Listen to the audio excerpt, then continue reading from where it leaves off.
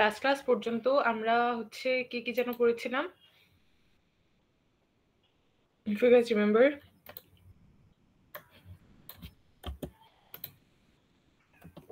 আমরা কি পড়েছিলাম লাস্ট ক্লাস পর্যন্ত? Pole zero position, pole zero graph plot করা, এগুলো করেছিলাম, রাইট?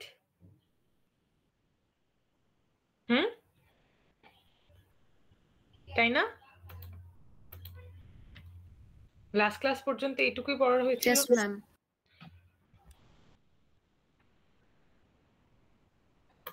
আচ্ছা, সো এখন আজকের ক্লাসে আমরা বেসিকলি পড়বো হচ্ছে সিস্টেম ফাংশন থেকে। So talking about what is system function.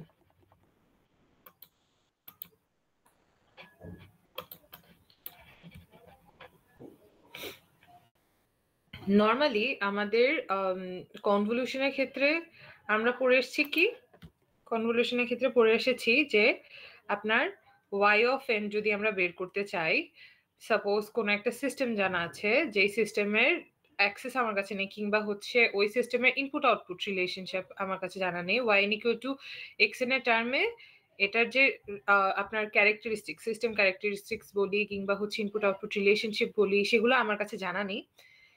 কিন্তু আমার কাছে কি জানা আছে, x অফ n জানা আছে, আরেকটা ইনফরমেশন জানা আছে, that is h of n। h of n কি ছিল? Impulse response. Impulse response, impulse রেসপন্সটা কি ছিল? একটা ইম্পালস সিগন্যালকে যদি আমি ইনপুট আকারে পাঠাই ওই সিস্টেমটাতে, সেই সিস্টেম থেকে আউটপুট যেটা আসে সেটাকে আমরা কি বলি? যে আউটপুটটা পাই, এই ডেলেনের পার্সপেক্টিভে ডেলেনের যে চেঞ্জেসটা হয় সিস্টেমে যাওয়ার পর, সেটাকে আমরা বেসিকলি বলি ইম্পালস রেসপন্স বা এইচ অফ এন। একটা ইম্পালস সিগন্যালের যে রেসপন্সটা সিস্টেম থেকে আমি পাই, সেই রেসপন্সটাকে আমরা বলি ইম্পালস রেসপন্স। সো এখন একটা ইম্পালস রেসপন্স আপনার কাছে যদি জানা থাকে আর একটা ইনপুট যদি জানা থাকে, মানে ওই সিগন্যালের ইনপুটটা বা সিস্টেমে যে ইনপুটটা পাঠাবেন সেই ইনপুট সিগন্যালটা যদি জানা থাকে, তাহলে আমরা জানি যে খুবই ইজিলি আমরা y অফ n বের করতে পারি। How? By performing convolution between x of n and h of n। x of n convolution h of n করলে আমরা খুবই ইজিলি কি করতে পারি? আপনার ইম্পালস আউটপুটটা বের করতে পারি, তাই না? সো এটা ছিল আমাদের বেসিক্যালি আউটপুট বের করার কায়দা। সো এখন এইখানে আমরা যে ট্রান্সফর্ম যদি করি, y অফ n কে যে ট্রান্সফর্ম করলে আমি পাবো হচ্ছে yz। x অফ n কে যে ট্রান্সফর্ম করলে আমি পাবো হচ্ছে xz। আর হচ্ছে h অফ n কে যে ট্রান্সফর্ম করলে আমি পাবো hz। এখানে এই যে আপনার h অফ n কে যে ট্রান্সফর্ম করলেন, যে ট্রান্সফর্ম করে যে hz টা পেলেন, এই hz টাকে আমরা বলছি হচ্ছে আপনার কি? System function. System function. So আমরা চাইলে এটাকে লিখতে পারি না এইভাবে, এই সিস্টেম ফাংশনটাকে এভাবে লেখা যায় না? yz equal to convolution property অনুযায়ী, কনভলিউশন প্রপার্টি অনুযায়ী লাস্ট ক্লাসগুলোতে আমরা কি দেখে আসছি যে xz লাস্ট ক্লাসে দেখেছি না, ইনটু hz হবে।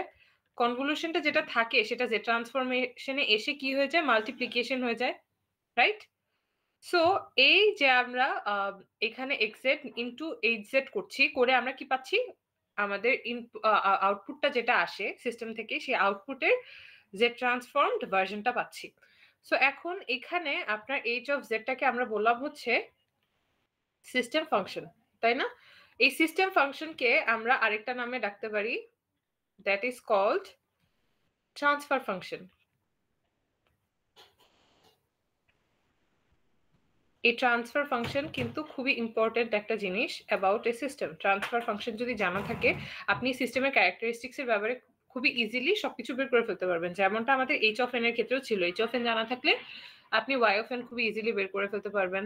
অলসো এই সিস্টেমটা কি আপনার হচ্ছে বিভিন্ন ধরনের প্রপার্টি ফলো করে কিনা, লাইক লিনিয়ারিটি, টাইম ভ্যারিয়েন্স, ইনভ্যারিয়েন্স, এই ধরনের ইনভেস্টিগেশনও খুবই ইজিলি করা যায়। সো সেজন্য ট্রান্সফার ফাংশনটা is a very important information. এখন এখানে h of z যদি আমরা বের করতে যাই, সাপোজ আপনার কাছে yz জানা আছে বা xz, অথবা এটাকে আমরা যদি চাইলে এইভাবে লিখতে পারি না, h of z equal to yz by x of z। এটাকে কি বলা যায়? ট্রান্সফার ফাংশন বলা যায় না? আমরা 3 ও 5 এও পড়ে এসেছি, কন্ট্রোল সিস্টেমে এটা পড়ে এসেছি, ট্রান্সফার ফাংশন, রাইট? তাই না? তাই কিনা বলেন তো? বুঝতে পেরেছি এই জিনিসটা?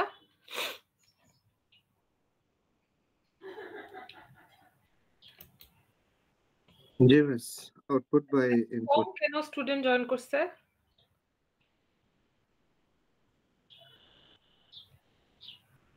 আপনাদের ক্লাস অনেকের শেষ হতে হতে টাইম লাগে, সেজন্য আমরা 2টা 10-এ স্টার্ট করলাম, আচ্ছা পরে যাতে ইজিলি জয়েন করতে পারে কোনো একটা জায়গায় বসে। স্টিল যদি আপনাদের এই অবস্থা হয় তাহলে তো কিভাবে বলেন তো? আচ্ছা, এখন এখানে এই যে ট্রান্সফার ফাংশনটা আমরা দেখছি, এই ট্রান্সফার ফাংশন ধরেন আপনার এরকম একটা ম্যাথ আপনাকে দেওয়া হলো, হ্যাঁ, এই টাইপের একটা এক্সাম্পল। এখানে কি বলা আছে? ডিটারমাইন দ্য সিস্টেম ফাংশন অথবা ট্রান্সফার ফাংশন, একই কথা, and the unit sample response। Unit sample response বলতে কি বোঝাচ্ছে বলেন তো দেখি? Impulse response. এখানে যে ইউনিট স্যাম্পলটা বোঝাচ্ছে, এই সিস্টেম ফাংশন বলতে বোঝাচ্ছে ট্রান্সফার ফাংশন, অথবা এটাকে আমরা সিস্টেম ফাংশনও কল করতে পারি। আর এই যে ইউনিট স্যাম্পল রেসপন্স, এই ইউনিট স্যাম্পল রেসপন্স বলতে বোঝাচ্ছে হচ্ছে ডেল এন এর করেসপন্ডিং যে এইচ অফ এনটা থাকে আউটপুট আকারে, এইচ অফ এন মানে ইম্পালস রেসপন্স বোঝাচ্ছে, ঠিক আছে? Impulse response of the system described by the difference equation। So এটা দেখে বোঝা যাচ্ছে এটা কি রিকার্সিভ নাকি নন রিকার্সিভ একটা সিস্টেমের রিলেশনশিপ বা ডিফারেন্স ইকুয়েশন, বলেন তো? Ma'am recursive system, very good. So একটা রিকার্সিভ সিস্টেমে এখানেও কিন্তু ইনপুট আউটপুট রিলেশনশিপটা স্ট্রিক্টলি বলে দেওয়া নাই, রাইট? এখানে কি বলে দেওয়া আছে? yn equal to half y of n minus 1 plus 2xn। So এখানে যদি আপনি y অফ n বের করতে চান, y অফ n বের করতে গেলে ওই যে ডিফারেন্স ইকুয়েশনে ম্যাথ ইউজ করে তারপর আপনাকে করতে হবে, রাইট? সো এখানে y অফ n এর ইকুয়েশনটাও আপনাকে বলে দেওয়া নাই, আবার x অফ n এর ইনফরমেশন ওরকম কিছু বলে দেওয়া নাই। সো আপনাকে বললো যে আপনাকে বের করতে হবে h of n and h of z বের করতে হবে। সো আমরা যদি নর্মালি ধরেন আপনার ওই টার্মিনোলজিতে যাই, যে এখান থেকে যদি সাপোজ আমি yn এর ইকুয়েশন বের করলাম, ঠিক আছে? yn এর ইকুয়েশন বের করা যাবে তো, ডিফারেন্স ইকুয়েশনে ম্যাথ করে তো বের করা যাবে, রাইট? একটা অ্যাপ্রোচ কি হতে পারে যে আমি ডিফারেন্স ইকুয়েশন করলাম, ডিফারেন্স ইকুয়েশনের মাধ্যমে আমি y অফ n এর একটা কমপ্লিমেন্টারি এন্ড পার্টিকুলার সলিউশন বের করে ওই দুটাকে একসাথে সাম আকারে লিখলাম। সো ওইটা একটা y অফ n বের হতে পারে। এখানে ওই যে ycn ypn মনে আছে আপনাদের? মিডের আগে আমরা পড়েছিলাম এই জিনিসগুলা। এখান থেকে y অফ n এর একটা ইকুয়েশন বের করলাম, আর x অফ n এটাকে হাতে রাখলাম। সো আমি কি বের করতে চাচ্ছি? h অফ n বের করতে চাচ্ছি। সো আমি জানি যে h of n equal to হচ্ছে আপনার y of n, sorry h of n না, y of n equal to হচ্ছে h of n convolution x of n। এখন এখানে কি এই জিনিসটা কি ডিরেক্ট আমরা এভাবে লিখতে পারি যে h of n equal to হচ্ছে y of n divided by x of n? এটা কি লেখা সম্ভব বলেন তো দেখি?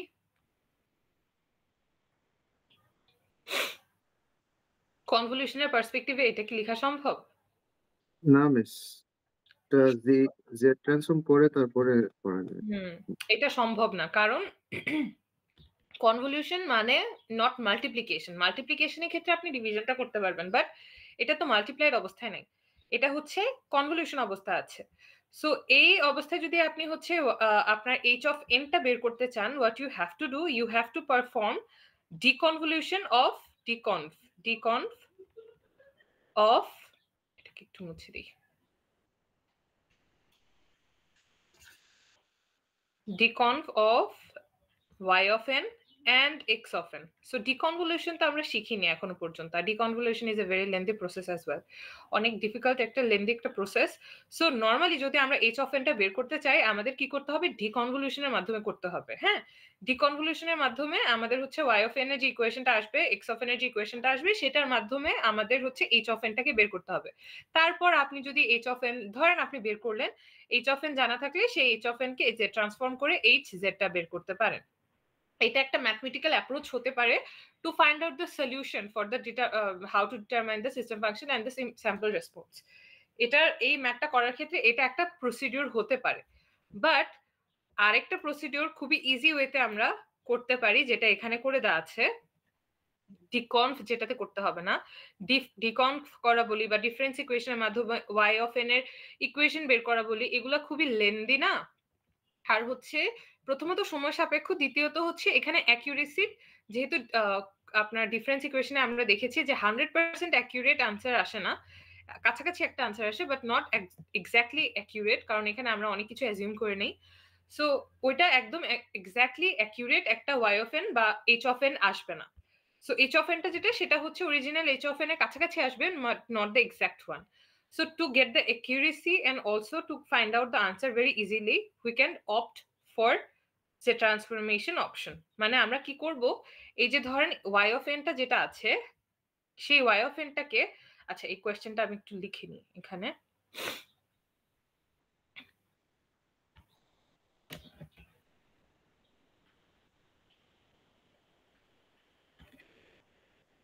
y of n half of y n minus 1 2xn, half of y n minus 1 plus 2x of n. So এখন বলা হইলো আপনি এটাকে z ট্রান্সফর্ম করেন। সো লেটস z ট্রান্সফর্ম ইট। এটাকে যদি z ট্রান্সফর্ম করি কি পাবো, yz পাবো। এটাকে যদি z ট্রান্সফর্ম করি y n minus 1, এক ঘর শিফটিং হয়েছে, রাইট? এক ঘর শিফটিং হয়েছে না? এক ঘর কি শিফটিং হয়েছে না? এখানে কি এক ঘর শিফট হয়েছে না y n minus 1 যেটা? Yes, ma'am. হ্যাঁ। সো শিফটিং প্রপার্টি লাস্ট ক্লাসে আমরা পড়ে এসেছিলাম, মনে আছে? শিফটিং প্রপার্টি যেখানে কি ছিল, x of n minus k যদি থাকতো সেটার জন্য আমরা z to the power minus 1 বা k কে মাল্টিপ্লাই করতাম, 1 তো না, z to the power minus k K multiply করতাম x of n এর সামনে, x of z এর সামনে, তাই না? সো এখানে এটাকে z ট্রান্সফর্ম করলে মানে এখানে কি আছে, y of n minus 1। So y of n minus 1 কে আমি যদি z ট্রান্সফর্ম করি কি দাঁড়াবে বলেন তো, z to the power minus 1 into yz দাঁড়াবে না? বুঝেছি এই জিনিসটা? সবাই কি জিনিসটা বুঝেছি? x of ম্যাম জাস্ট আরেকবার বলা যাবে?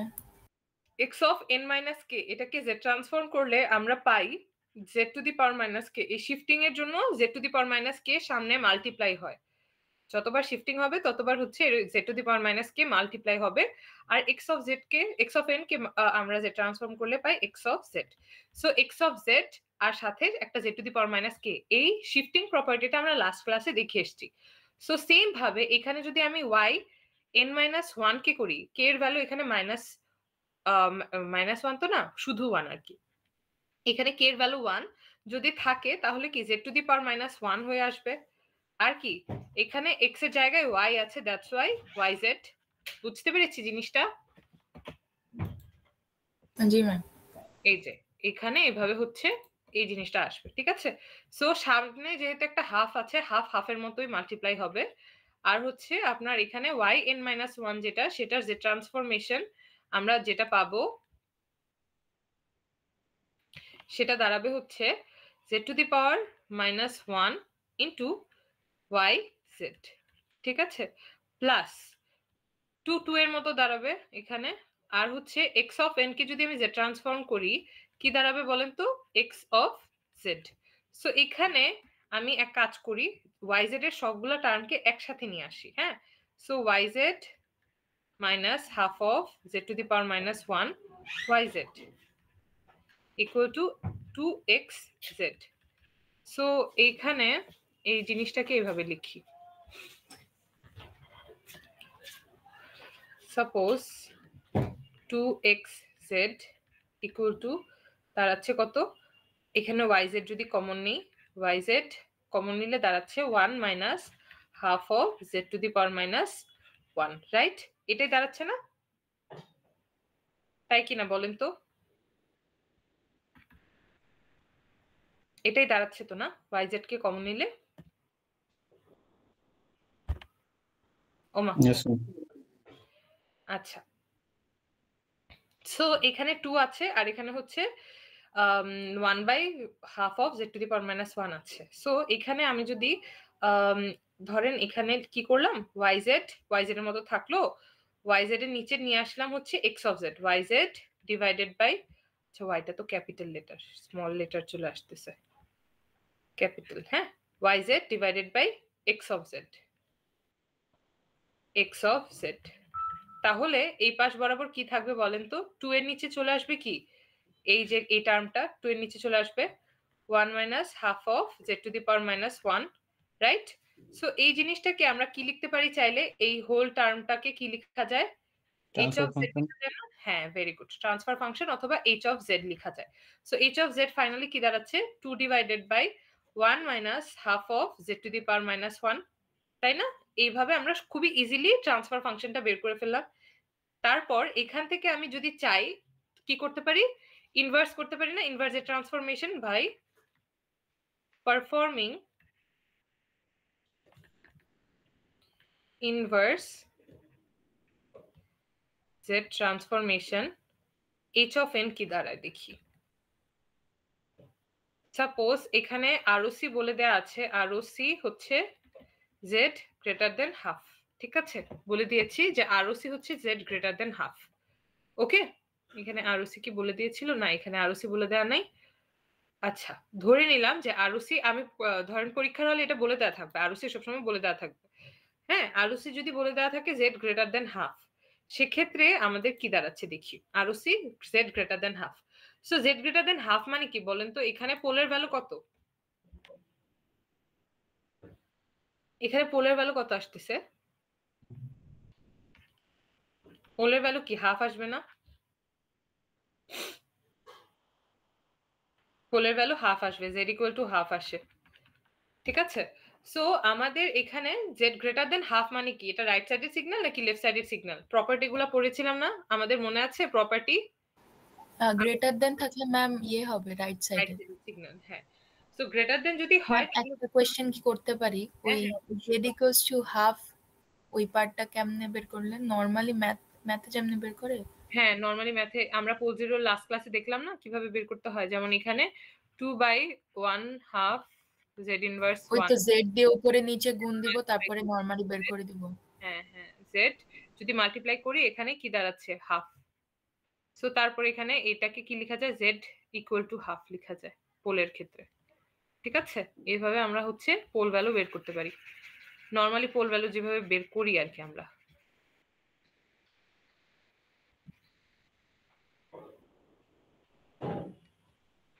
সো এখানে আমার যদি ROC গ্রেটার দেন হাফ থাকে, তার মানে কি এটা রাইট সাইডের একটা সিগন্যাল। সো এখানে আপনারা যদি দেখেন যে ট্রান্সফরমেশন করার সময় আপনাদের এই যে ট্রান্সফরমেশনটা এসেছে, সেই যে ট্রান্সফরমেশনটা কোন ফর্মুলার সাথে মিলছে বলেন তো?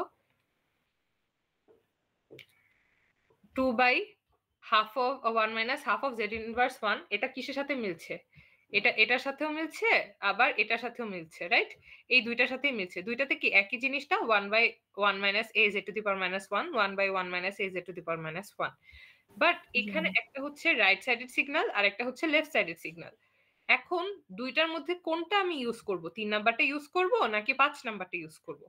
কোন জিনিসটা ইউজ করব ইনভার্স করার ক্ষেত্রে? টেবিল তো দেয়া থাকবে, টেবিল দেখে আমি ইজিলি বলতে পারবো, আচ্ছা ঠিক আছে এটা দেয়া আছে, তার মানে হচ্ছে এটা যদি আমি ইনভার্স যে ট্রান্সফর্ম করি তাহলে হয়তো এটার আনসারটা এটা আসবে। বাট যদি দুইটা সেমই থাকে তখন আমি বুঝবো কিভাবে যে আমি রাইট সাইডের সিগন্যাল হিসেবে এটাকে বসাবো নাকি লেফট সাইডের সিগন্যাল হিসেবে বসাবো? যদি কিছু বলে দেয়া না থাকে, আপনি 3 অথবা 5 এই দুইটার মধ্যে যে কোনো একটা চুজ করতে পারেন, whatever you want you can choose, আপনি 3 অথবা 5 এর মধ্যে যে কোনো একটা ইউজ করতে পারেন।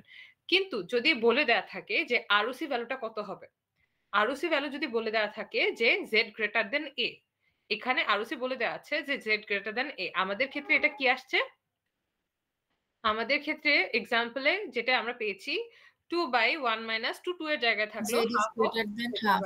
হ্যাঁ, তো এখানে আমাদেরকে বলে দেওয়া আছে z is greater than half। এখানে যেহেতু এর ভ্যালু হচ্ছে half, z is greater than half বলে দেওয়া আছে। সো এই দুইটার মধ্যে কোন ফর্মুলাটা ইউজ করব, 3 নাম্বার না 5 নাম্বার? নাম্বার 3 নাম্বারটা। কারণ যদি বলে দেওয়া থাকতো z less than half, তখন আমরা এটা ইউজ করতাম। এখানে আপনার আরওসিটা কি z less than a বলে দেওয়া আছে, তাই না? সো কখন রাইট সাইডের সিগন্যাল আমরা ইউজ করব, কখন লেফট সাইডের সিগন্যাল ইউজ করব, সেই জিনিসটা কি ক্লিয়ার সবাই বুঝতে পেরেছি ইনভার্স ট্রান্সফরমেশনের ক্ষেত্রে? সবাই কি বুঝেছি? yes ma'am.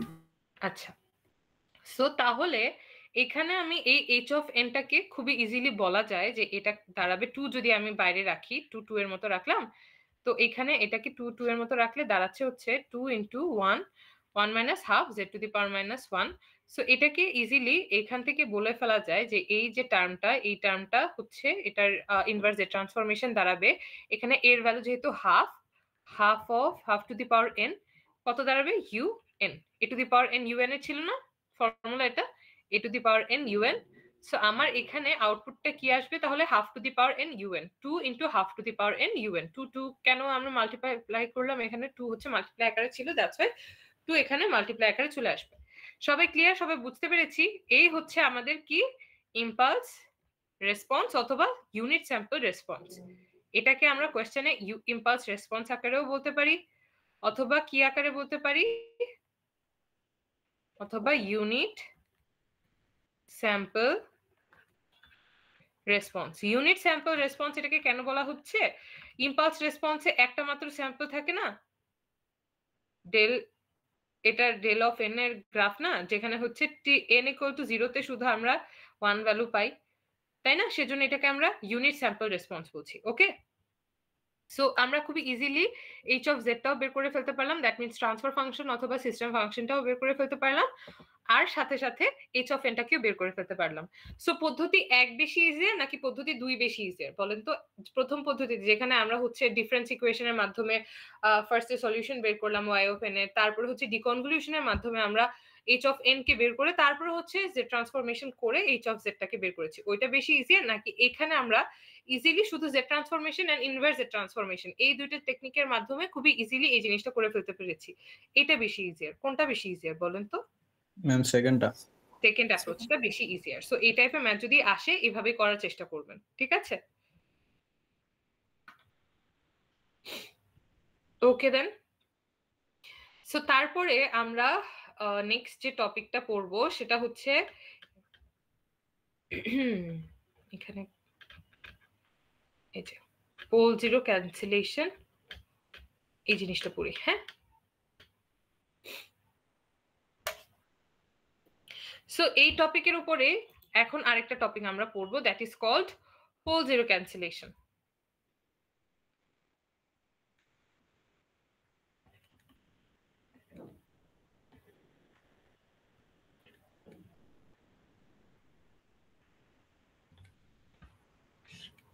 So pole zero ক্যান্সেলেশনের কনসেপ্টটা হচ্ছে কি, আমাদের মনে আছে লাস্ট ক্লাসে আমরা স্টেবিলিটির কথা বলেছিলাম?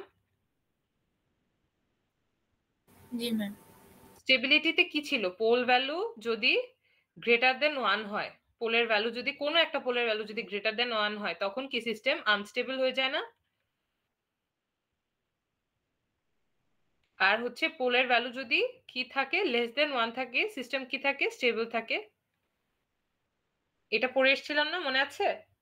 মানে আমাদের ইউনিট সার্কেল যেটা থাকে, সেই ইউনিট সার্কেলের বাইরে যদি কোনো পোল থাকে, যতগুলো পোল আসে আর কি সিস্টেম ফাংশন থেকে অথবা ট্রান্সফার ফাংশন, ওই ট্রান্সফার ফাংশনে যতগুলো পোল আসবে সেই পোল ভ্যালুগুলো যদি আপনার ইউনিট সার্কেলের বাইরে থাকে, সেক্ষেত্রে আমরা কি বলতাম? Unstable system.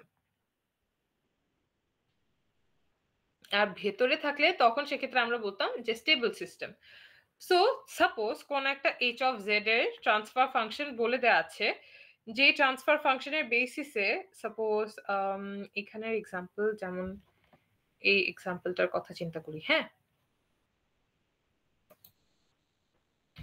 সাপোজ এখানে একটা ট্রান্সফার ফাংশন বলে দেওয়া আছে z প্লাস 2 আর হচ্ছে জেড মাইনাস হাফ আর হচ্ছে জেড প্লাস 5 এটা বলে দেওয়া আছে। সো আমি যদি এই ট্রান্সফার ফাংশনের বেসিসে পোল জিরো প্লট করতে যাই, পোল জিরো তাহলে কি হবে দাঁড়াবে বলেন তো দেখি।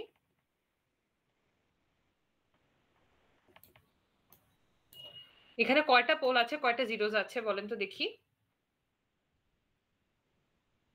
একটা জিরো দুইটা পোল। ভেরি গুড, একটা জিরো আছে দুইটা পোল আছে। সো এখানে পোল ভ্যালু কোনটা কোনটা? পোল জিরোজ এর ভ্যালু যদি বলি, জিরোজ হচ্ছে জেড ইকুয়াল টু কত? -2 -2। Very good. তারপর হচ্ছে পোলস z equals half আর -5 ভেরি গুড। সো এখানে আমরা কি করতে পারি, যদি আপনাকে বলা হয় পোল জিরো প্লট করেন, সো পোল জিরো কিভাবে প্লট করবেন? ইউনিট সার্কেল ড্র করব। ইউনিট সার্কেল ড্র করার পরে আমাদের হচ্ছে পোল আমরা কিভাবে বসাই? ক্রস সাইনের মাধ্যমে পোল বসাই, আর জিরোস বসাই জিরো সাইনের মাধ্যমে। সো ক্রস সাইনের মাধ্যমে পোল যদি বসাই, হাফ হবে হচ্ছে এই জায়গায়, এখানে আমাদের রিয়েল ভ্যালু হাফ এটা বসবে, আর -5 যদি বসাই, suppose this is -5 position, okay. So this is -5 position and this is half. আর হচ্ছে জিরোস কততে আছে? -2 তে আছে জিরোস। সো এখানে একটা জিরোস বসালাম -2 তে। সো এই যে একটা পোল ভ্যালু, এই পোল ভ্যালুটার কারণে আমার সিস্টেমটা কি হয়ে যাচ্ছে? আনস্টেবল হয়ে যাচ্ছে না, তাই না? আনস্টেবল একটা সিস্টেম হয়ে যাচ্ছে না? সো এই আনস্টেবল সিস্টেমটাকে আমরা খুবই ইজিলি স্টেবল বানাতে পারি। হ্যাঁ, ধরেন কোন একটা সিস্টেম আনস্টেবল অবস্থায় আছে, সেই সিস্টেমটাকে কিভাবে স্টেবল বানাবো সেই জিনিসটা এখন আমরা শিখবো। কোন একটা আনস্টেবল সিস্টেমকে স্টেবল বানানোর জন্য আমরা যে মেথডটা অ্যাপ্লাই করব, that is called pole zero cancellation method. So প্রথমত কোন একটা সিস্টেমকে ফার্স্টে আপনারা যে ট্রান্সফরমেশন করে এই যে এটা ট্রান্সফার ফাংশনটা বের করবেন। সো ট্রান্সফার ফাংশনটা বের করার পরে দেখবেন যে pole value and zeros value এগুলাকে হচ্ছে আপনার স্টেবিলিটির ইন্ডিকেশন দিচ্ছে নাকি আনস্টেবিলিটির ইন্ডিকেশন দিচ্ছে। সাপোজ কোন একটা সিস্টেমের পোল জিরো যে ভ্যালুগুলো আছে সেগুলো আনস্টেবিলিটির ইন্ডিকেশন দিচ্ছে, ইন দ্যাট কেস আপনি নেক্সট যেটা করবেন, সিস্টেমটাকে স্টেবল বানানোর জন্য আমরা যেটা করতে পারি, পোল জিরো ক্যান্সেলেশন টেকনিক করতে পারি। সো পোল জিরো ক্যান্সেলেশন টেকনিকটা বেসিকলি কি?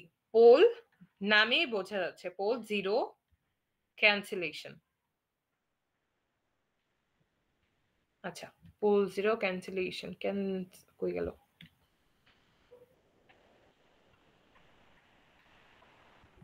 সো এইখানে পোল জিরো ক্যান্সেলেশন বলতে কি বোঝাচ্ছে? পোল আর জিরো একটা আরেকটার উপরে যদি বসে, সাপোজ এখানে একটা জিরোস আছে, এই জায়গায় আপনার যদি আরেকটা পোল ভ্যালু থাকতো একটা আরেকটার উপরে একই জায়গায়, মানে ধরেন আপনার জিরোস যে জায়গায় আছে, পোলও সেম পজিশনেই আছে, সেম লোকেশন আছে, একটা আরেকটার উপরে থাকলে এটা একটা আরেকটাকে কি করে ক্যান্সেল আউট করে ফেলে, ক্যান্সেল আউট। বুঝতে পেরেছি পোল জিরো ক্যান্সেলেশন জিনিসটা কি?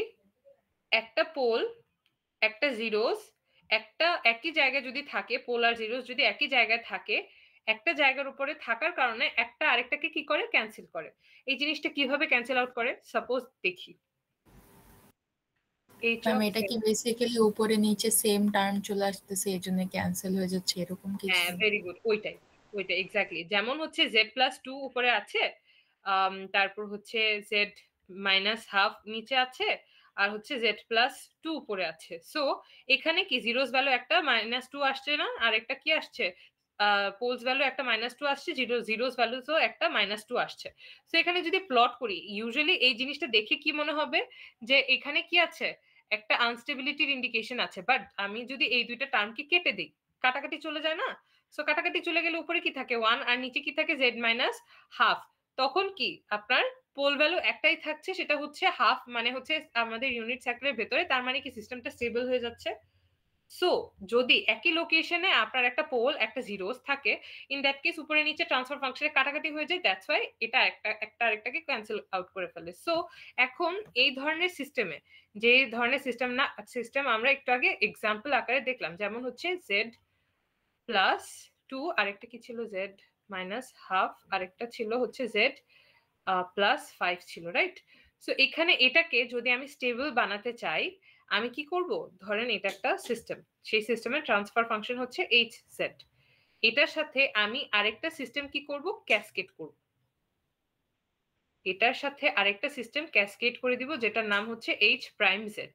ঠিক আছে, সো এই এইচ প্রাইম জেড এর টার্গেট কি থাকবে? এইচ প্রাইম জেড এর টার্গেট থাকবে আপনার একটা নতুন জিরোস কে ইন্ট্রোডিউস করা, যেই জিরোসটা হবে হচ্ছে এই যেই পোলটার কারণে আমার হচ্ছে এই সিস্টেমটা, এই জেড সিস্টেমটা কি হয়ে যাচ্ছিল, আপনার আনস্টেবল হয়ে যাচ্ছিল, সেই সেম লোকেশনে ও একটা কি বসাবে, জিরোস বসাবে।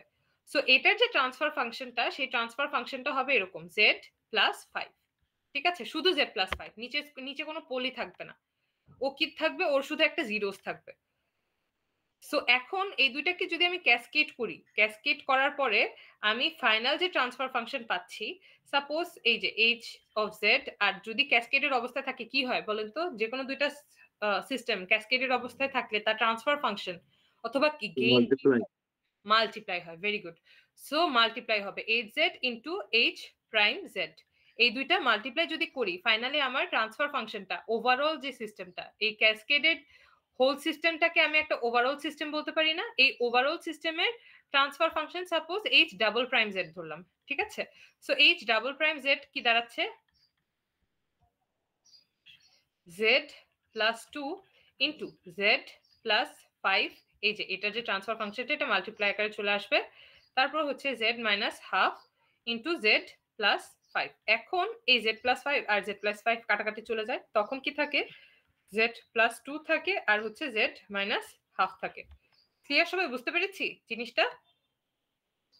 সো কোন একটা সিস্টেম সাপোজ এইচ জেড, এই সিস্টেমটা কি অবস্থায় আছে, সেই সিস্টেমটা হচ্ছে আনস্টেবল একটা অবস্থায় আছে। সো এটাকে স্টেবল করার জন্য আমি আরেকটা নতুন সিস্টেমকে এটার সাথে ক্যাসকেড করে দিব, যেই সিস্টেমের উদ্দেশ্যই থাকবে এই যে এইচ প্রাইম জেড সিস্টেমের উদ্দেশ্যই থাকবে এমন একটা জিরোস ভ্যালুকে ইন্ট্রোডিউস করা, যে জিরোস ভ্যালুর টার্গেট থাকবে এই যেই সিস্টেমের যেই পোল ভ্যালুর জন্য এই সিস্টেমটার হচ্ছে আপনার সিস্টেমটাই আনস্টেবল হয়ে যাচ্ছিল, সেই পোল ভ্যালুকে ক্যান্সেল আউট করে দেয়।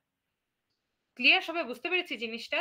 এখন যদি এখানে সাপোজ আপনার এখানে জেড প্লাস 7ও থাকতো, তখন আপনার কি করতে হতো, এই এইচ প্রাইম জেড এ আরেকটা জিরোস দিতে হতো, যেটার ভ্যালু থাকতো জেড প্লাস 7। সো তখন এই দুইটা একসাথে মাল্টিপ্লাই হয়ে আপনার জেড প্লাস 5 আর জেড প্লাস 7 কাটাকাটি চলে যেত, তখন থাকতো শুধু জেড মাইনাস হাফ পোল আকারে।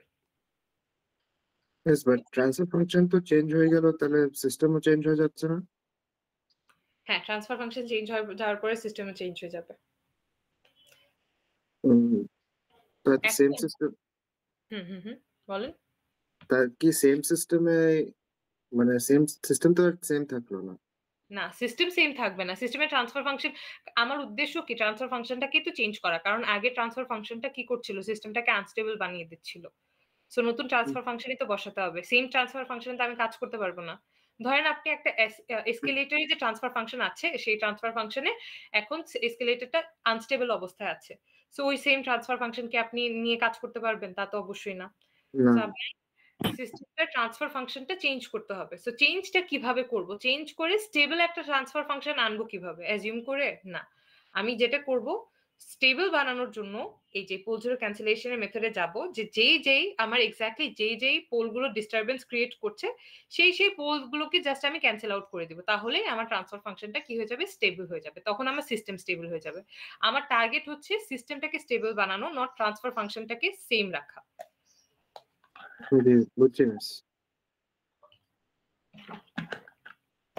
সো সবাই কি পোল জিরো ক্যান্সেলেশন টেকনিকটার সাথে ক্লিয়ার? বুঝতে পেরেছি?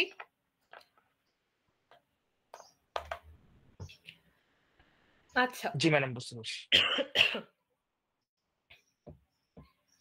আপনারা যদি যান এখানে পোল জিরো ক্যান্সেলেশনে গিয়ে দেখবেন হচ্ছে এই জিনিসগুলোর কথাই বলে দেওয়া আছে। ঠিক আছে, এই যেগুলোর কথা বললাম সিস্টেম ক্যাসকেড করে।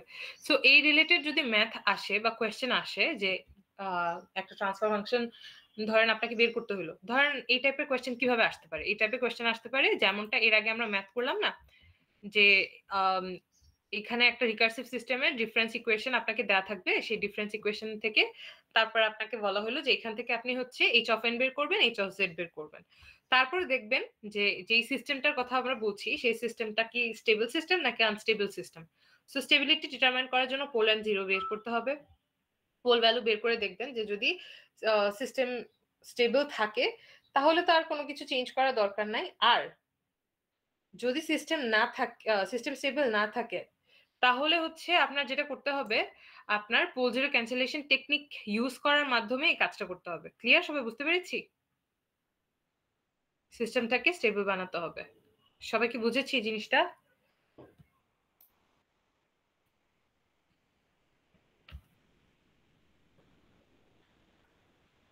এই টাইপের কোয়েশ্চেন কিন্তু আপনি এক্সামে এক্সপেক্ট করতে পারেন, আমি বলে দিলাম। খুবই ইম্পর্ট্যান্ট একটা কোয়েশ্চেন, ফাইনালি কিন্তু এক্সপেক্ট করতে পারেন এই টাইপের কোয়েশ্চেন। এটা নট অনলি জাস্ট ফাইনাল, এটা ল্যাবের এক্সামেও আপনারা ফেস করতে পারেন।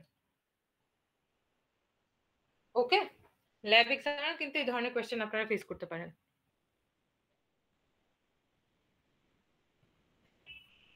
আচ্ছা,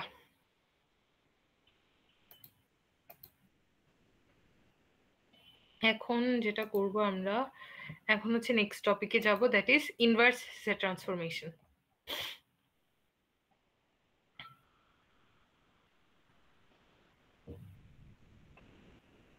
সো ইনভার্স সেট ট্রান্সফরমেশনের জন্য মানে এখন আমরা বেসিক্যালি যেটা পড়ব দ্যাট ইজ হচ্ছে কিভাবে এক্স অফ জেড থেকে আমরা কি করতে পারি, এক্স অফ এন এ ফেরত যেতে পারি।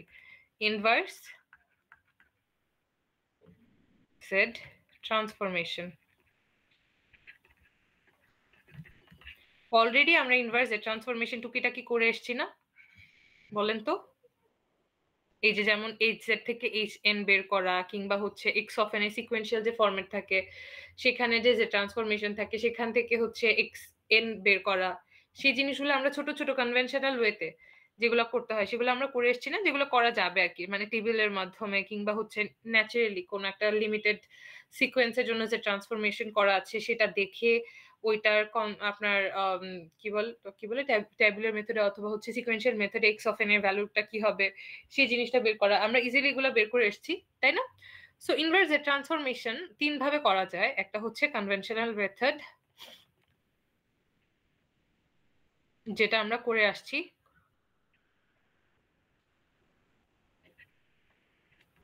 আরেকটা হচ্ছে লং ডিভিশন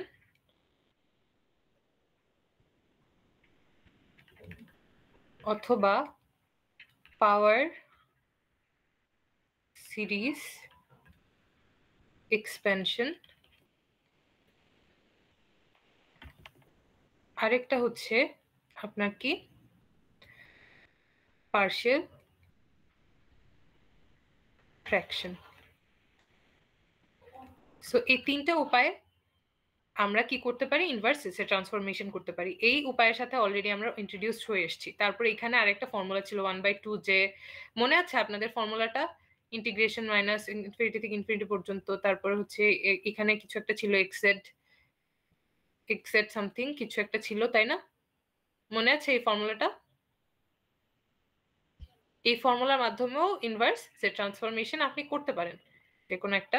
এটার ক্ষেত্রে সর্বব্যাপী সব ধরনের যে ট্রান্সফরমেশনই করা যাবে inverse set transformation, but that would be difficult to do.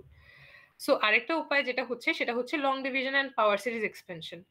এটার আবার ড্রব্যাক কি? এটা ড্রব্যাক হচ্ছে এটা শুধু এই পদ্ধতিটা শুধু কজাল সিস্টেম অথবা রাইট সাইডের সিগন্যাল সিস্টেম না, কজাল সিগন্যাল অথবা রাইট সাইডের signal, anti causal signal,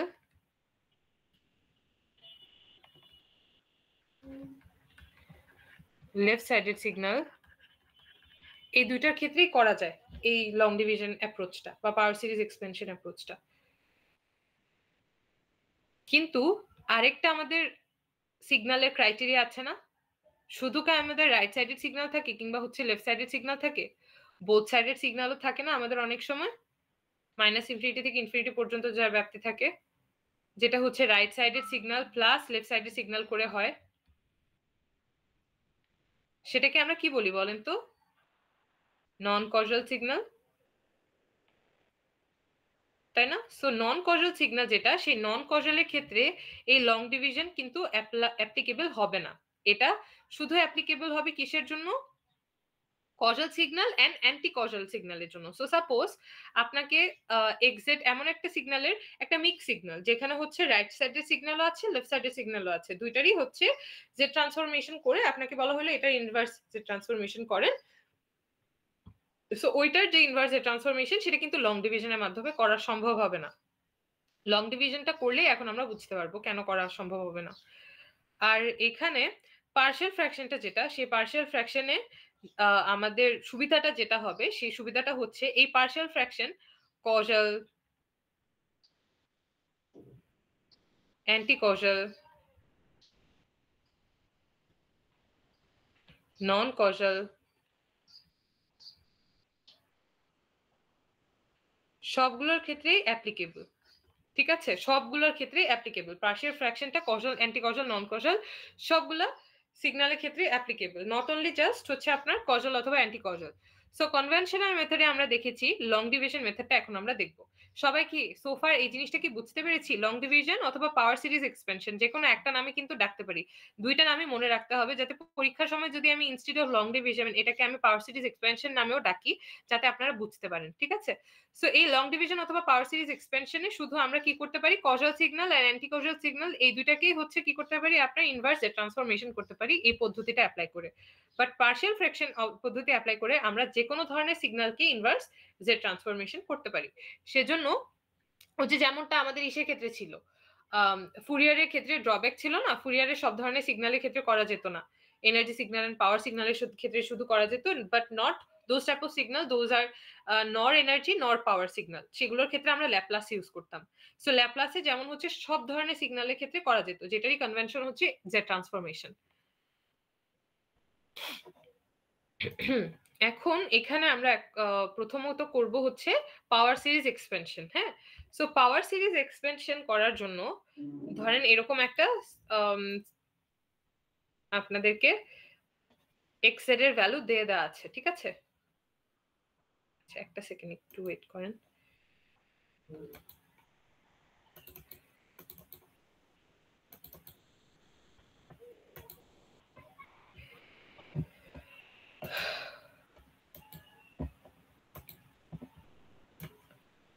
so এরকম একটা জেড ট্রান্সফরমেশন করে দেওয়া আছে। হ্যাঁ, সেই জেড ট্রান্সফরমেশন থেকে আপনাদের এক্স অফ এন এর ভ্যালুটা বের করতে হবে।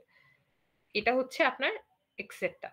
সো এটা থেকে আপনার কি করতে হবে, ইনভার্স যে ট্রান্সফরমেশন করতে হবে। কনভেনশনাল মেথডে আমরা যদি চাই এটা কি বের করতে পারবো, এখান থেকে ডিরেক্ট এক্স অফ এন বের করা যাবে বলেন তো, কোনো ফর্মুলা ইউজ করার মাধ্যমে?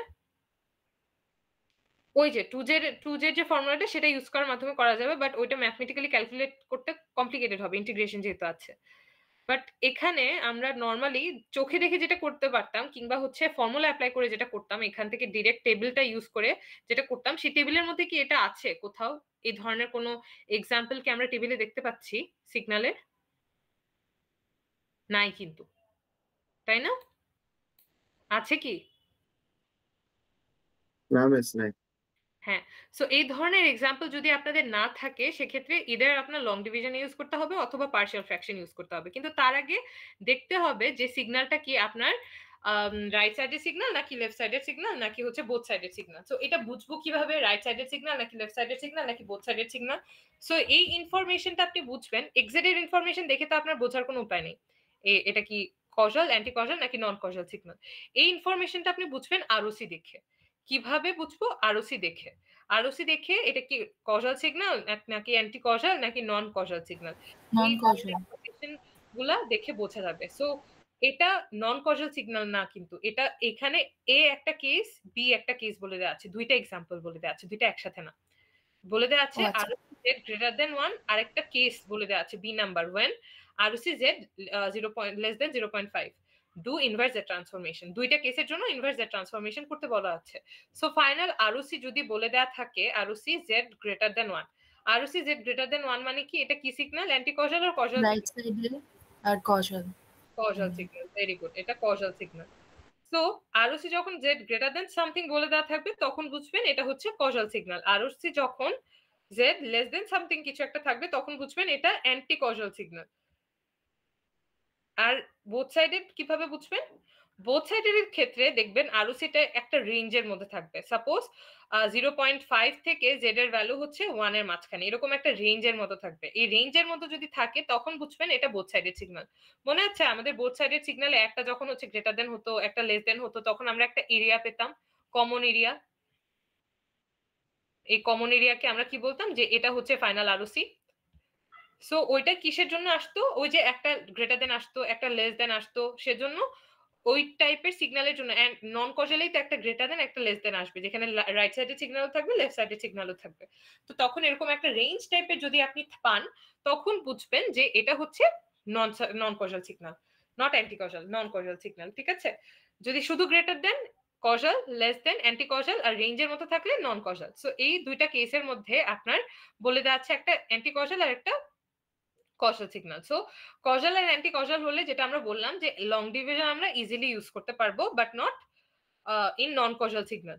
সো যেহেতু প্রথম কেসে বলে দেওয়া আছে Z greater than 1, so Z greater than 1 থাকলে যখন আমরা হচ্ছে কজাল সিগন্যালের জন্য করব, তখন যেভাবে ম্যাথটা করবো একটু দেখি। Inverse z transformation.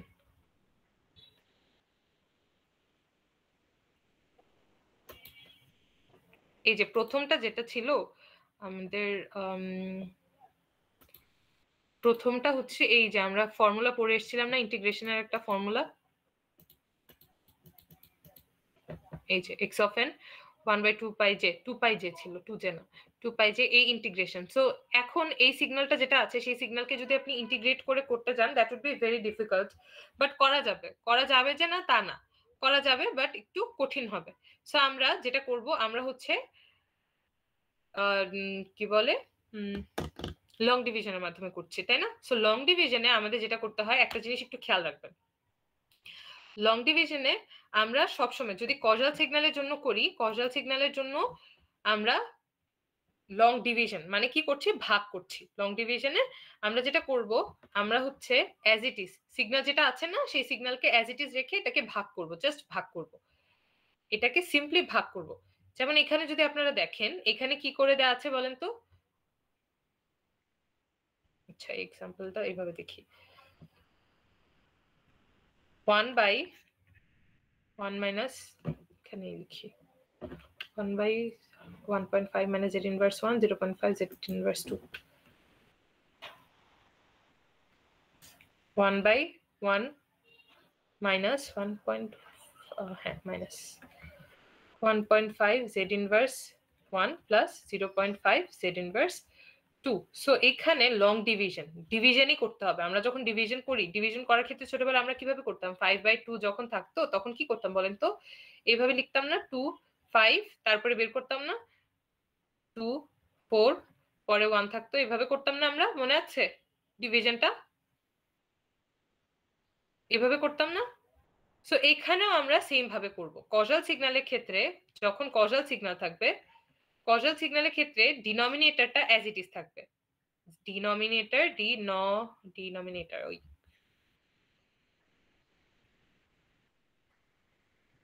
Denominator as it is যখন causal signal z greater than 1 এর জন্য করছি। ঠিক আছে?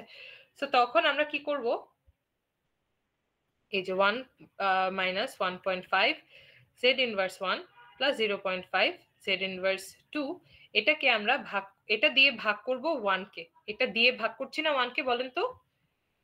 এটা দিয়ে ভাগ করছি না? This is the divider, right? এখন এটার যে রেজাল্টটা, সেই রেজাল্টটা এখানে লিখবো। সো এখন আমাকে বলেন তো, এখানে এটাকে যদি আমি 1 দিয়ে মাল্টিপ্লাই করি, 1 দিয়ে মাল্টিপ্লাই করলে কি আসে বলেন তো দেখি? এটা কি, এখানে কি এমন লেখা যায় যে এই 1টা আমাদের ডিভাইড করার সময় টার্গেট কি থাকে? এই জিনিসটাকে কি ক্যান্সেল আউট করা না? তাই না? ম্যাম এটা একটু আরেকটা বার কি বলা যেতে পারে? হ্যাঁ অবশ্যই। আমরা যেটা করছি এখানে আমাদের কি করতে হচ্ছে, এখানে পার্শিয়াল আমাদের একটা ফ্র্যাকশন আকারে জিনিসটা দেওয়া আছে না? সো ফ্র্যাকশন মানে কি, ভাগ আকারে করতে হবে জিনিসটা।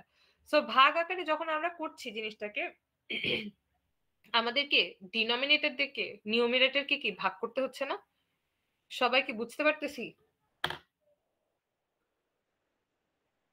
নরমালি আমরা যখন ভাগ করি ডিনোমিনেটর কে দিয়ে নিউমারেটর কে ভাগ করি না? জি ম্যাম। ও মানে আপনি নিচেরটা দিয়ে মানে ডিনোমিনেটর দিয়ে নিউমারেটরটাকে ভাগ করছেন, এটাই লিখছেন? এইটাই লিখি। তো এখানে ডিনোমিনেটরকে দিয়ে আমি নিউমারেটরকে ভাগ করছি। সো ভাগ করার সময় আমাদের টার্গেট কি থাকে? যাকে ভাগ করছিস তাকে যাতে আমি ক্যান্সেল আউট করে ফেলতে পারি, এমন কিছু একটা দিয়ে গুণ করা যে সংখ্যাটা দিয়ে গুণ করলে এই জিনিসটা ক্যান্সেল আউট হয়ে যাবে। যেমন তখন আপনাদেরকে যে 5 আর 2 কে দিয়ে মাল্টিপ্লাই করে দেখালাম, 5 2 দিয়ে এমন কোনো কিছু মাল্টিপ্লাই করা যায় না যেটাতে আমি 5 পাই। দ্যাটস ওয়াই এটা কাছাকাছি একটা ভ্যালু পাওয়ার জন্য আমি 2 দিয়ে মাল্টিপ্লাই করে 4 লিখেছিলাম, রাইট? সো আমার এখানে টার্গেট কি থাকবে? 1 কে ক্যান্সেল আউট করা, রাইট? 1 কে ক্যান্সেল আউট করতে পারলেই তো আমার হচ্ছে জব ডান, রাইট? তাই না? সো 1 কে ক্যান্সেল আউট করার জন্য এমন কি দিয়ে আমি এটাকে গুণ করব যাতে 1 টা ক্যান্সেল আউট হয়ে যায়? এটাকে 1 দিয়ে গুণ করা যায়। 1 দিয়ে যদি এই হোল থিংটাকে গুণ করি তাহলে কি দাঁড়ায় বলেন তো? 1 minus 1.5 z inverse 1 plus 0.5 z inverse 2, right? এটা দাঁড়ায়। সো এখন আমাদের ভাগ করার সময় কি করতে হয়? যেমন এই যে 1 টা আমরা বের করেছি, সেটা কি করেছিলাম? এই 4 টাকে মাইনাস করে দিয়েছিলাম না? তারপরে এই দুইটাকে কি করেছি? বিয়োগ করেছিলাম না? সো সেম ভাবে এখানে সবগুলাকে কি ইনভার্স করে দিব, সবগুলা সাইনকে ইনভার্স করে দিব। প্লাস হয়ে যাবে মাইনাস, মাইনাস হয়ে যাবে প্লাস। ঠিক আছে? সো এখানে 1 আর 1 কি ক্যান্সেল আউট হয়ে যাচ্ছে না? এই 1 আর 1 কি ক্যান্সেল আউট হয়ে যাচ্ছে না? 1 minus 1। তো থাকছে কি? বাকি কি থাকছে এখানে বলেন তো?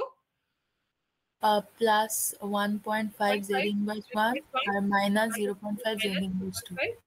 z inverse 2, very good.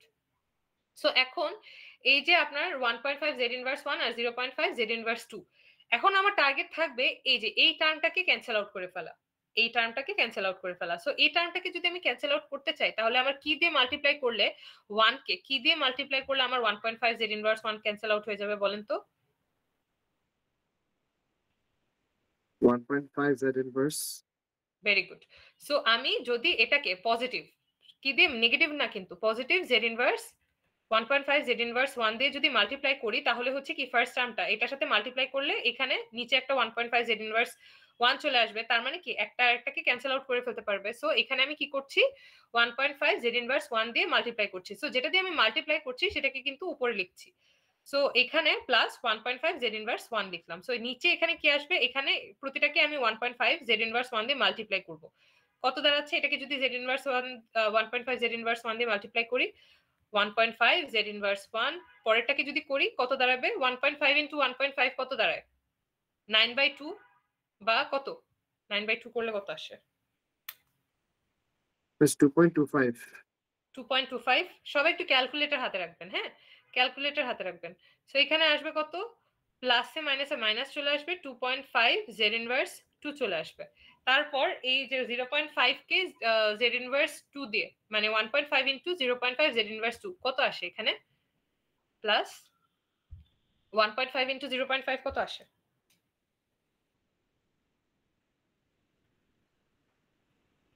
1.5 into 0.75। 0.75 z inverse 3 চলে আসছে। ক্লিয়ার? সবাই বুঝতে পেরেছি? সো এখন এখানে কি করা যায়? এই পজিটিভ এটা কি হয়ে যাবে? সবগুলো আবার সাইনগুলো ইনভার্স হয়ে যাবে, পজিটিভ নেগেটিভ পজিটিভ নেগেটিভ এভাবে হয়ে যাবে। হয়ে যাওয়ার পরে এই যে 1.5 z ইনভার্স 1 1.5 z ইনভার্স 1 এই দুইটা কি চলে যায়? কাটাকাটি চলে যায়। সো এখানে কত থাকে বলেন তো? 2.5 মাইনাস 0.5 যদি করি তাহলে কত থাকে? 2, তাই না? 2 z ইনভার্স 2, তারপর এখানে কি থাকে? Minus 0.5 z inverse 3। Clear? So এখন আপনার এই 2 মাইনাস 0.75 ও হ্যাঁ, z inverse 3। 0.75, thank you. So এখানে 2 z ইনভার্স 2 কে আমার ক্যান্সেল আউট করা হচ্ছে এখন টার্গেট। সো আমি এই জিনিসটাকে এমন কি দিয়ে গুণ করব যে 2 z ইনভার্স 2 আপনার ক্যান্সেল আউট হয়ে যায় বলেন তো দেখি? This 2 z inverse কি বলছিলেন আপনি বলেন? ওটা 1.75 আসে কত না? to the power z to the power -2। আচ্ছা এখানে 2.5 মাইনাস 2.25 ও 2.25। জি। আচ্ছা দাঁড়ান একটা সেকেন্ড, এটা 2.25 ছিল না? হুম। আচ্ছা থ্যাংক ইউ। সো এটা যদি 2.25 হয় সেক্ষেত্রে 1.75 আসবে, 1.75। Thank you. সো 1.75 কে ক্যান্সেল আউট করব। সো এখানে কি দিয়ে মাল্টিপ্লাই করব? অবভিয়াসলি প্লাস 1.75 জেড ইনভার্স 2 দিয়ে মাল্টিপ্লাই করব। সো এটাকে যদি আমি 1.75 জেড ইনভার্স 2 দিয়ে মাল্টিপ্লাই করি তাহলে কি আসবে? এখানে আবার 1.75 জেড ইনভার্স 2 আসবে, আর এটাকে যদি 1.75 দিয়ে 1.5 কে মাল্টিপ্লাই করি কত আসে? 1.5 ইন্টু 1.75, 2.625। সো প্লাসে মাইনাসে মাইনাস 2.625 জেড ইনভার্স 3, তারপর হচ্ছে এই জিনিসটাকে কিন্তু কন্টিনিউয়াসলি তারপরে আবার একটা জেড ইনভার্স 4 টার্ম এখানে চলে আসবে। সো সবাই কি বুঝতে পারছি এই জিনিসটা কি কখনো ক্যান্সেল আউট করে আপনার হচ্ছে ফাইনাল এন্ড পর্যন্ত রেজাল্টটা 0 শেষ করা সম্ভব হবে? বলেন তো। No ma'am. নো। কারণ কি? কারণ এই যে সিগন্যালটা এটা একটা right sided signal. Right sided সিগন্যালের বৈশিষ্ট্য কি থাকে? সেটা 0 ভ্যালু থেকে স্টার্ট করে আপনার ইনফিনিটি পর্যন্ত যায় না, পজিটিভ ইনফিনিটি পর্যন্ত। সো এই সিগন্যালটাও পজিটিভ ইনফিনিটি পর্যন্তই যাবে। কি যাবে? পজিটিভ ইনফিনিটি পর্যন্তই যাবে। সো এখানে লং ডিভিশনের ম্যাথ যখন করবেন আপনারা, কিংবা হচ্ছে যখন যে ট্রান্সফরমেশনটা করবেন তখন আপনাদেরকে হয়তো বলে দেওয়া থাকবে যে এত ঘর পর্যন্ত ভ্যালু বের করেন, এই কয়টা কোএফিসিয়েন্টের ভ্যালু বের করেন, ফার্স্ট 4 কোএফিসিয়েন্ট বা 3 কোএফিসিয়েন্ট এভাবে বলে দেওয়া থাকবে। ধরেন এখানে আমরা কয়টা কোএফিসিয়েন্ট ভ্যালু বের করেছি? একটা, দুইটা, তিনটা, তিনটা কোএফিসিয়েন্ট ভ্যালু বের করেছি। আমরা চাইলে 4টা পর্যন্ত করতে পারবো। সো পরীক্ষার টাইমে যদি কিছু বলে দেওয়া না থাকে ইন দ্যাট কেস 4টা পর্যন্ত বের করবেন, আর যদি কিছু বলে দেওয়া থাকে ইউজুয়ালি বললেও 4টা পর্যন্তই বের করার কথা বলা থাকবে। সো আমরা এখানে 3টা পর্যন্ত বের করেছি। সো এইখানে কি আপনার কন্টিনিউয়াসলি প্লাস দিয়ে এটা কন্টিনিউয়াসলি চলতে থাকবে ইনফাইনাইট পর্যন্ত, তাই না? সো সুবিধাটা কি হইলো? সুবিধাটা কি হইলো একটু দেখি। এইখানে আপনারা ভাগ করার পরে, মানে বেসিক্যালি এই ভাগটা যেটা আছে সেই ভাগটা করার পরে আপনারা রেজাল্ট আকারে কি পাচ্ছেন বলেন তো? 1 plus 1.5 Z inverse 1 plus 1.75 Z inverse 2 plus dot dot dot infinite পর্যন্ত পাচ্ছেন। ঠিক আছে? সো এইখানে আপনার যেই ভ্যালুগুলা পাচ্ছেন, এখন এই জিনিসটাকে কি ইজিলি যে ট্রান্সফর্ম করা যাবে, তাই না? এখন কি এটার এক্স অফ, এটাকে যদি আমরা নতুন এক্স অফ জেড আকারে বলি যে this is the x of Z, এটা কি এক্স অফ জেড ছিল। সো ভাগ করার পরে এই ভাগটা জাস্ট করলাম, এখানে ভাগ আকারে ছিল না, এই জিনিসটা ফ্র্যাকশন আকারে ছিল, সো এটাকে ভাগ করলাম। ভাগ করার পরে আমি ইজিলি সিম্পলি এই আনসারটা পাচ্ছি। সো এই আনসারটাকে এখন আমি চাইলে কি করতে পারি? X of N A convert করতে পারি। সো এখানে যদি এই রেজাল্টটাকে আমি x of N A convert করি, ফাইনালি আমার এখানে রেজাল্টটা কি দাঁড়াচ্ছে বলেন তো? এখানে ফাইনালি আমার এক্স অফ এন এর রেজাল্টটা দাঁড়াচ্ছে x of N equal to, প্রথমটা যেহেতু 0 পজিশনের ভ্যালু, সো 1, এটা নিচে অ্যারো থাকবে, তারপরে কি 1.5 1.75 ক্লিয়ার? সবাই বুঝতে পেরেছি? তারপরে এটা কমা দিয়ে dot dot dot dot dot. Clear? এটা হচ্ছে আমাদের এক্স অফ এন। এভাবে আমরা বেসিক্যালি লং ডিভিশনের ম্যাথটা করি। ক্লিয়ার? সবাই বুঝতে পেরেছি?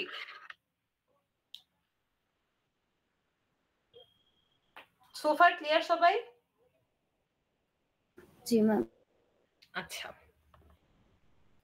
সো এইটাই হচ্ছে বেসিক্যালি লং ডিভিশনের সিগনিফিকেন্স, যেখানে আমরা এই যে ডিভিশনটা, সেই ডিভিশনটা করছি, ভাগটা করছি, ভাগ করে ভাগের রেজাল্টটা বের করছি, সেইখান থেকে ভাগের যে রেজাল্টটা থাকে সেই ভাগের রেজাল্ট থেকে x of N finally Z inverse করে বের করছি। ঠিক আছে? বুঝতে পেরেছি? এটা গেল হচ্ছে কজাল সিগন্যালের ক্ষেত্রে। এখন আপনারা একটু খেয়াল করে দেখেন, কজাল সিগন্যালের ক্ষেত্রে আমরা একটা রাইট সাইডের সিগন্যাল কিন্তু পেয়েছি। যখন আমরা হচ্ছে অ্যান্টি কজালের ক্ষেত্রে কাজটা করব, অ্যান্টি কজালের ক্ষেত্রে যখন আমরা কাজটা করব তখন কিভাবে হচ্ছে লং ডিভিশন করব? For anti causal signal flip the denominator for division। এই কথাটা লিখলাম। এই কথাটার মানে কি? আমরা কজাল সিগন্যালের ক্ষেত্রে কি করেছিলাম? 1/1 minus 1.5 z inverse 1 plus 0.5 z inverse 2, এটাকে অ্যাজ ইট ইজ রেখে আমরা ভাগ করেছিলাম, তাই না? অ্যাজ ইট ইজ রেখে ভাগ করেছিলাম না? ভাগ করে ভাগফল কি আসে এখানে লিখেছিলাম। কিন্তু এখানে আমরা যেটা করব, এখানে আমাদের যখন আমরা অ্যান্টি কজল নিয়ে ডিল করব, ধরেন বলে দেওয়া আছে z is less than 0.5 বলে দেওয়া আছে এটা, হ্যাঁ, আরওসি। সো এরকম আরওসি যদি বলে দেওয়া থাকে সেক্ষেত্রে আমাদের ফার্স্টে যেটা করতে হবে, এই যে ডিনোমিনেটরটা আছে যেটা, সেটাকে ফ্লিপ করে ফেলবো। সো ফ্লিপ করলে এই জিনিসটা কিরকম দাঁড়াবে, ফ্লিপ করা মানে হচ্ছে অরিজিনাল ওই যে আপনার পজিটিভ নেগেটিভ হয়ে যাবে ওই ধরনের ফ্লিপ না, জাস্ট এই জিনিসটাকে এভাবে ঘুরিয়ে উল্টিয়ে দিব, নর্মাল ফ্লিপ করব, মানে টাইম ডোমেনের ফ্লিপ বা ওই ধরনের ফ্লিপ না যে 0.5 জেড ইনভার্স 2 এর জায়গায় 0.5 জেড স্কোয়ার হয়ে যাবে, 1.5 জেড হয়ে যাবে, 1 হয়ে যাবে, নট লাইক দিস। জাস্ট হচ্ছে সিম্পলি এটাকে ঘুরিয়ে ফেলবো। ঘুরিয়ে ফেলা মানে কি, ওই যে আপনার এই টার্মটা আগে চলে আসবে, মানে আপনার যখন আমরা ভাগ করব, ভাগ করার ক্ষেত্রে 0.5 জেড ইনভার্স 2টা যেটা সেটা হচ্ছে আগে চলে আসবে, তারপরে আসবে হচ্ছে মাইনাস 1.5 জেড ইনভার্স 1, তারপরে চলে আসবে হচ্ছে 1, তারপর এটাকে ভাগ করবেন 1, এটাকে দিয়ে ভাগ করবেন 1 কে আর কি। বুঝতে পেরেছি জিনিসটা? অ্যান্টি কজলের ক্ষেত্রে ম্যাম উপরে ওটা কি লিখছেন আপনি? কি উপরে পুরা 1 বাই নিচের টার্মটা লিখে তারপরে কি ভাগ 1 লিখছেন? না না না, পুরোটা এখানে আমি আর কি ফার্স্টে এটা লিখেছিলাম, সিগন্যালটা লিখে তারপর এখানে পাশে 1 লিখেছি, এটা এমনি না। আচ্ছা, নরমালি আমরা কজাল সিগন্যালের ক্ষেত্রে এভাবে করতাম না, 1 মাইনাস 1.5, মানে অ্যাজ ইট ইজ ডিনোমিনেটর যেটা থাকতো অ্যাজ ইট ইজ ওইটাকে লিখেই তারপর হচ্ছে এভাবে ভাগ করতাম, তাই না? কিন্তু অ্যান্টি কজালের ক্ষেত্রে we have to flip the components first. Component গুলাকে জাস্ট হচ্ছে একটু রোটেট করে ঘুরিয়ে ফেলবো, রোটেট করে ঘুরিয়ে পেছনেরটা আগে চলে আসবে, এইভাবে হচ্ছে সবগুলা শাফল হয়ে যাবে।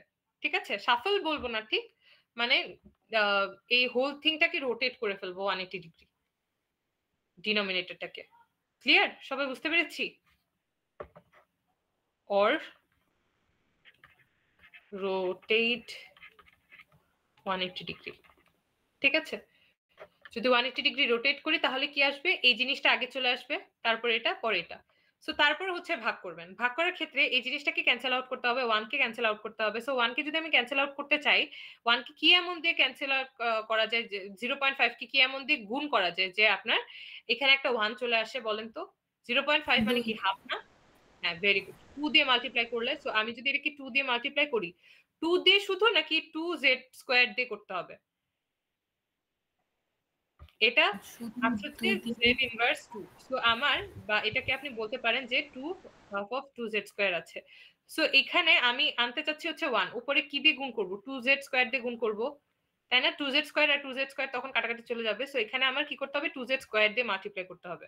সো 2z স্কয়ার দিয়ে যদি আমি মাল্টিপ্লাই করি সবগুলাকে, তখন এখানে কি চলে আসবে, 1 চলে আসবে। তারপর হচ্ছে এটাকে যদি মাল্টিপ্লাই করি 2 ইনটু সরি এখানে হ্যাঁ এখানে 2 ইনটু 1.5 করেন, 2 ইনটু 1.5 মানে কি 2 ইনটু 3,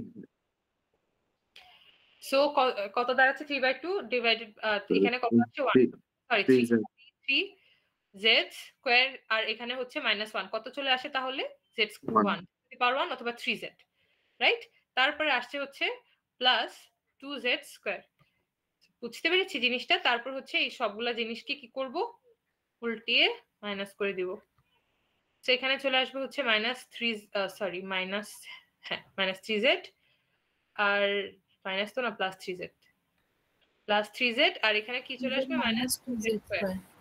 হ্যাঁ, তো তারপরে হচ্ছে আবার এই সেম জিনিস 3z করতে হবে এখানে আমার। সো এমন কি করতে হবে, করতে পারি বেসিক্যালি 0.5 এর সাথে এমন কি গুণ করতে পারি যাতে 3z চলে আসে। এইভাবে হচ্ছে বেসিক্যালি আপনার মাল্টিপ্লিকেশনটা করতে হবে, মাল্টিপ্লিকেশন করে করতে হবে। যেমন হচ্ছে 3z কে ক্যান্সেল আউট করার জন্য আমি 6z কিউব দিয়ে কি করলাম, মাল্টিপ্লাই করলে তারপর হচ্ছে 3z টা ক্যান্সেল আউট হয়ে যায়। এভাবে প্রতিটা জিনিস একটা একটা দিয়ে ক্যান্সেল আউট হয়ে যাবে। সো এটা রেজাল্টটা আসে কাইন্ড অফ এরকম, 2z square 6z cube plus 14z two the পাওয়ার 4 5 6 এরকম। সো এটাকে যদি আমি এখন z ইনভার্স করি তাহলে কি দাঁড়ায় বলেন তো? এই সিগন্যালটা কি দাঁড়াচ্ছে? এখানে কি রাইট সাইডের কোনো কম্পোনেন্ট আপনারা দেখতে পাচ্ছেন? z স্কয়ার আছে, আর কোনো কম্পোনেন্ট কি দেখতে পাচ্ছেন রাইট সাইডে? নাই কিন্তু, তাই না? আছে কি? সো এটাকে রাইট সাইডেড কম্পোনেন্ট বলতে রাইট সাইডেড কম্পোনেন্ট বলতে পজিটিভ জেড এন ভ্যালুর জন্য কম্পোনেন্ট যেগুলো, সব কি এখানে নেগেটিভ এন ভ্যালুর জন্য কম্পোনেন্ট না, যেহেতু জেড এর পাওয়ার সব পজিটিভ। জি ম্যাম। তো এখানে এটাকে যদি আমি জেড ইনভার্স করতে যাই কি করব বলেন তো? এই যে উল্টা দিক থেকে লেখা শুরু করব। প্রথমে আমার জিরোথ পজিশনের ভ্যালু কি এখানে আছে দেখতে পাচ্ছেন? জিরোথ পজিশনের ভ্যালু কিন্তু নাই। জিরোথ পজিশনের ভ্যালু কিভাবে থাকবে? যদি জেড ছাড়া কোনো কম্পোনেন্ট থাকে, মানে 1 2 3, মানে শুধু একটা ইন্টিজার ভ্যালু যদি থাকে। এখানে কি আছে সেটা? নাই কিন্তু। যদি না থাকে সেক্ষেত্রে এখানে 0 বসাবো, 0 বসালাম। বসানোর পরে এখানে আপনার কমা দিয়ে কি আসবে? পরের পজিশনের ভ্যালু জেড, মানে -1 এর জন্য যে ভ্যালুটা সেটার আপনার জেড এর পাওয়ার কত হবে? Z to the power 1। Z to the power 1 এর সাথেও কোনো ভ্যালু দেখতে পাচ্ছেন? নো ম্যাম নাই। তো সেজন্য এটাতেও 0 বসাবো। পরে হচ্ছে জেড স্কয়ার বা -2 এর পজিশনে যে ভ্যালু, -2 এর পজিশনের ভ্যালু কত আছে? 2। -3 এর পজিশনের ভ্যালু কত আছে? 6। বা তারপর হচ্ছে এই জিনিসটা 14, এভাবে হচ্ছে কন্টিনিউয়াসলি মাইনাস ইনফাইনাইট পর্যন্ত যাবে। ঠিক আছে, এখানে 0 নিচে অ্যাড দিবেন। এর আগে আমরা যেমন হচ্ছে এইভাবে লেখা স্টার্ট করেছিলাম না, এই ডিরেকশনে লেখা স্টার্ট করেছি, এখানে আমরা হচ্ছে এই ডিরেকশনে লেখা স্টার্ট করব, যেমন আরবি লিখি আর কি। আরবি আমরা এই ডিরেকশন উল্টা ডিরেকশনে লিখি না, এই ডিরেকশনে লেখা স্টার্ট করব। ক্লিয়ার? সবাই বুঝতে পেরেছি?